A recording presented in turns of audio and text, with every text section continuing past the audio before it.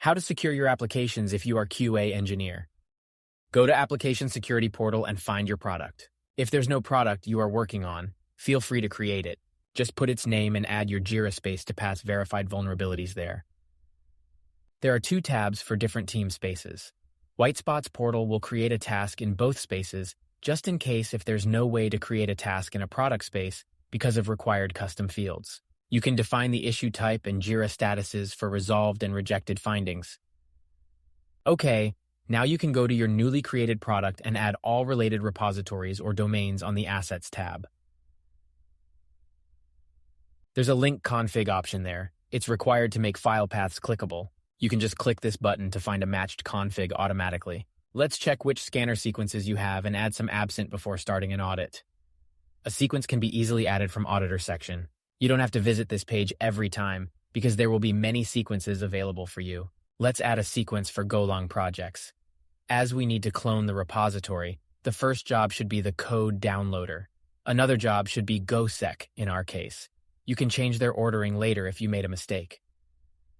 Finally, you are ready to perform your first audit. Let's go back to the product. By the way, you can see the most critical products from this page and work on their backlogs first. All you have to do now is to press the audit button and select your sequence for Golang repository. If you have many repositories, select required or just leave them all to be checked. That's it. Now all you have to do is wait for vulnerabilities to appear. As there are some rules for automatic validation, the only issue we had here is marked as rejected. Let's use another demo product to write some validation rules. Here we have an example with a hard-coded string debug =true.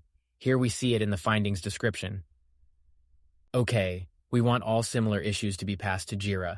To make a rule, you need to press this button at the bottom and define the action to apply to such findings. Portal will suggest some values and you should adjust them by your wish. Let's do it this way.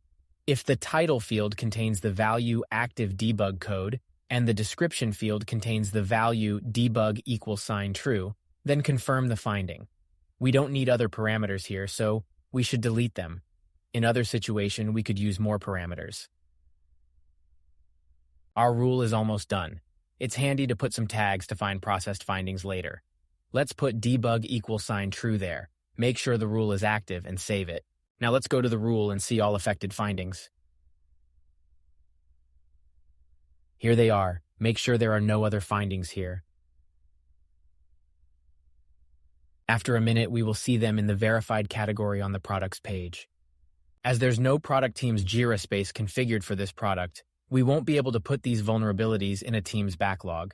That's why it's so important to configure it for products. Thank you for watching this video guide. Now you know how to run audits and verify vulnerabilities. Actually, that's not required to run them manually because there's an automation to schedule them, but now you know the whole process.